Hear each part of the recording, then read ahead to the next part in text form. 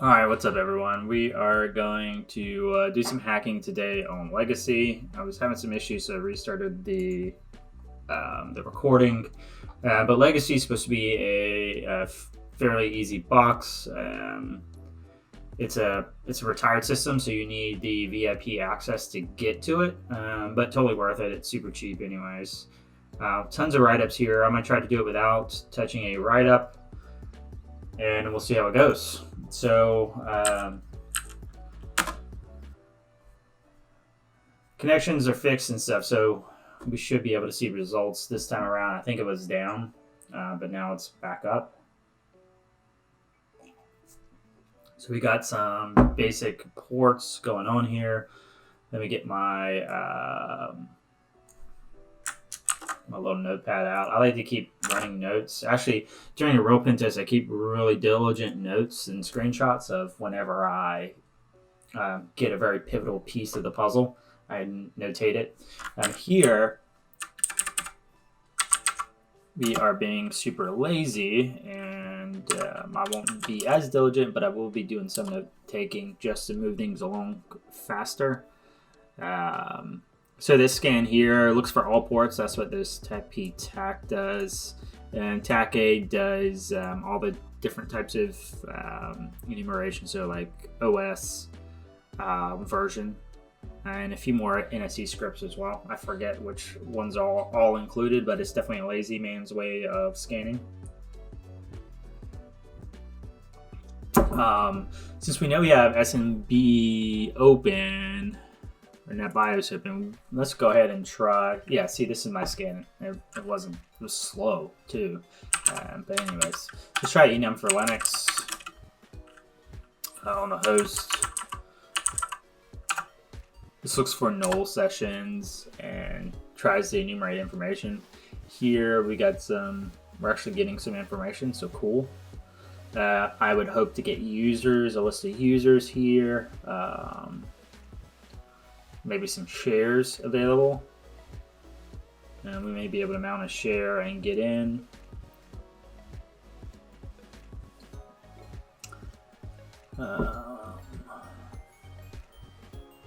Yay, we got a MAC address.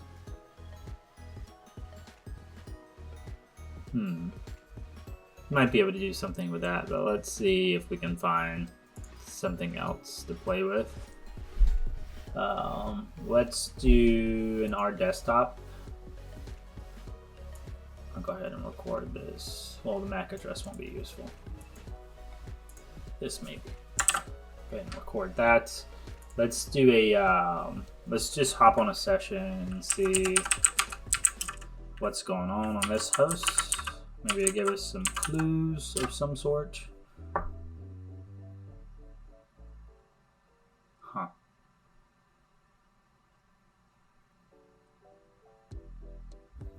Oh, didn't like our desktop. Just waiting on some stuff to come back. Not much we can do without version numbers on any of this. We don't even know what type of operating system's running. I'll probably fast forward through this. Here we go. All right.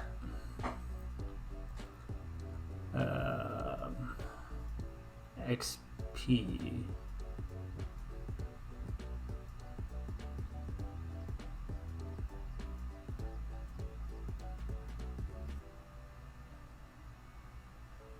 So Windows XP system.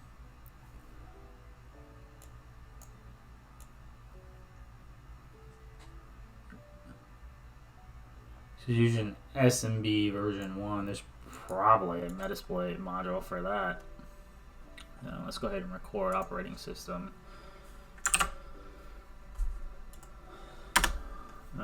Let's go ahead and spin up Metasploit.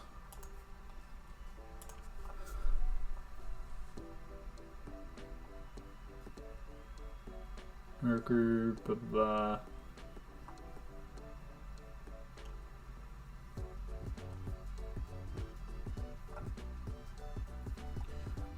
Yeah.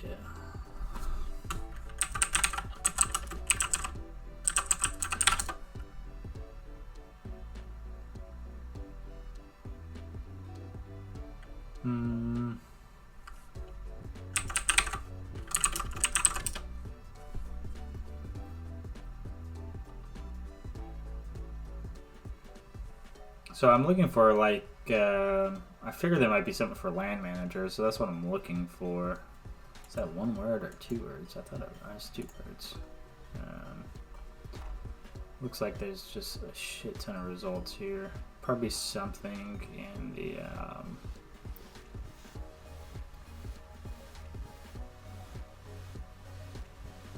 I'm looking for something in the exploits.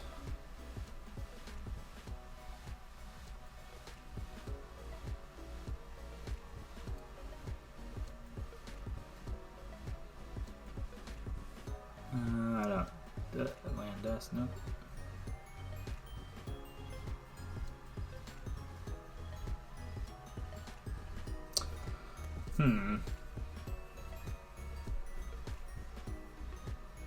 Let's search exploit and see if we see anything. So we're looking for Windows 2000 LAN manager.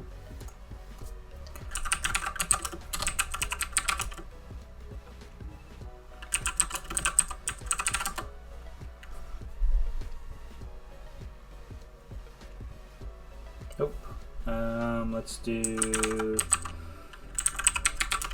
SMB1.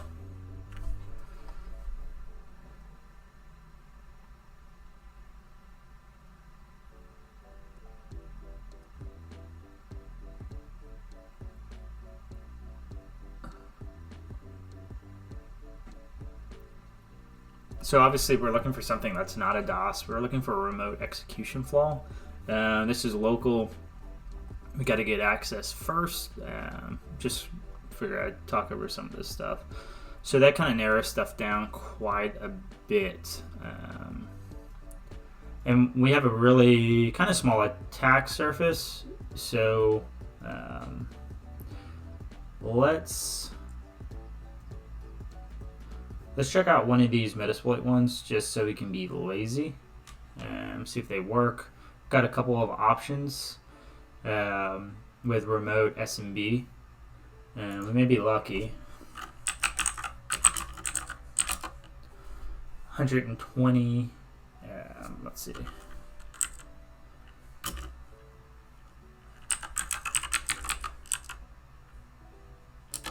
See if that works the way. Well, that didn't work. Let's see if I can figure out how to do the better search.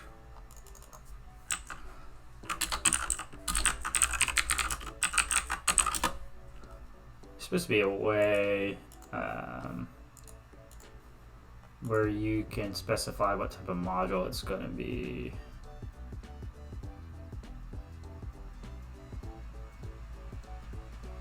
Oh, that's cool. I always do that in the shell, but that's not what we're looking for. We're looking for search.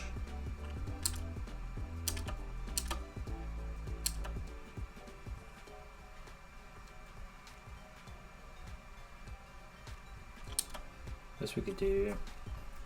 Use grep.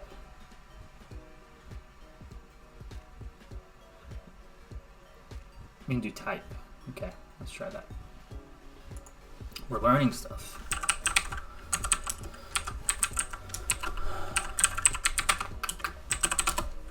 All right, 48, a lot easier to work with. So we want to exploit. Let's start at the top. Not Linux, Windows.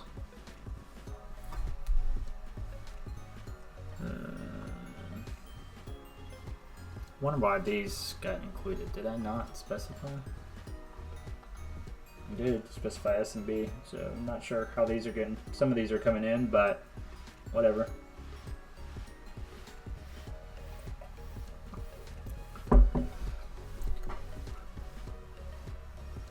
This is probably the group we're looking for, Windows SMB.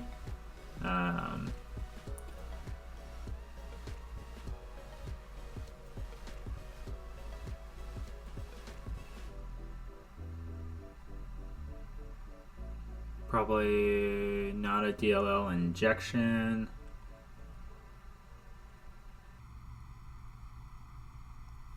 This one's been actually I don't think we'd be able to do an internal blue on this guy. Let's try this one.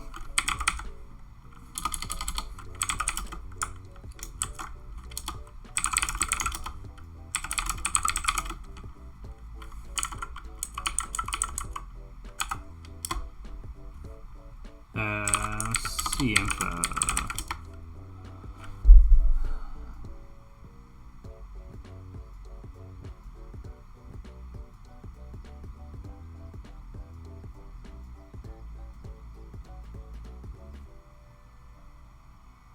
So it says it does work for XP.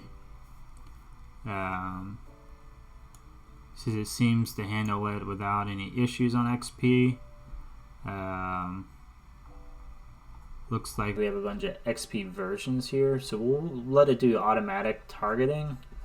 And again, kind of YOLO, not something I would do in a pen test, but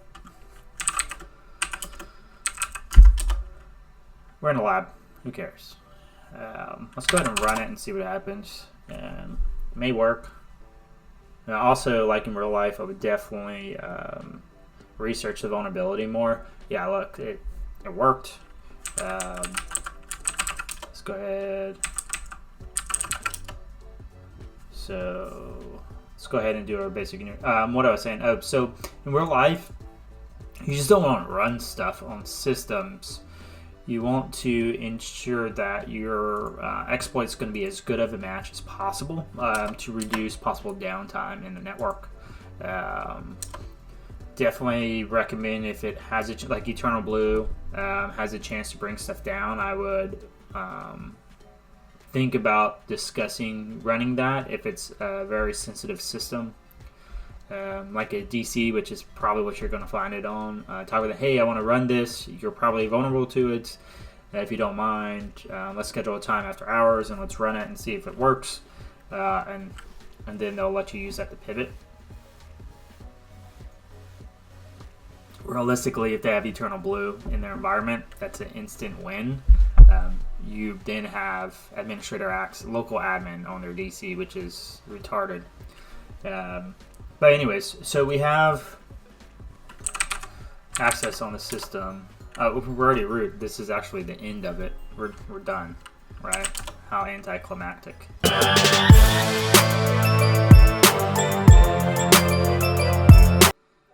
So a lot of times with SMB flaws, let's go ahead and find the hash. With SMB flaws, you're going to get administrator level access or NT system.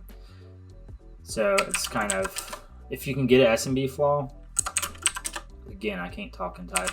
If you can get an SMB flaw, do it. It's amazing. It's going to make your job a lot easier. Otherwise, you got to work hard. The other one I was doing that I did not push the record button on, it was you had to upload a file, execute it, and elevate privileges. Typical stuff. Anyways, let's get back to this. We're going to go to documents, and I was looking for users. I don't see it. So let's check out documents and settings. We're looking for the hashes. That's where they're going to be. So let's go ahead there. We should have a user one, and then we should have an administrator one. So typically they like to stick them on the desktop. Check there first. Yep, that's where it's at. So we'll cat this file.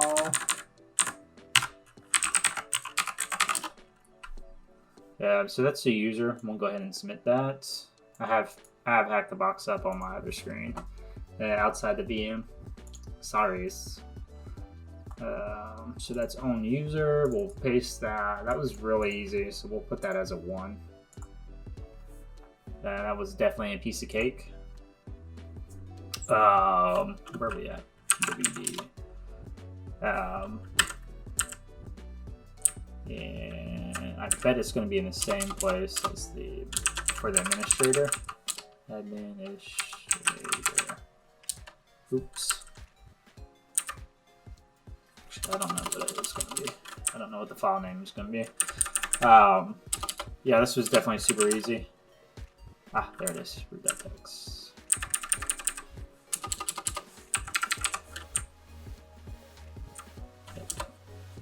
And that's that. This was definitely a beginner one. But, you know, it was a good warm-up, right? Good warm-up. Nothing too crazy about it. For you guys, if you're working off my video, I'd recommend you trying some of the other SMB ones, maybe doing by hand. Like all the ones we identified in Searchploit. Trying some of these by hand, you just download a file, or it's already downloaded, so you just use the file, follow instructions. Hey, and thanks for watching. Like, share, and subscribe to our channel to stay up to date with our content. Comment with any questions and let me know what routes you took to take down Legacy. See you next time here on the Cyber Union.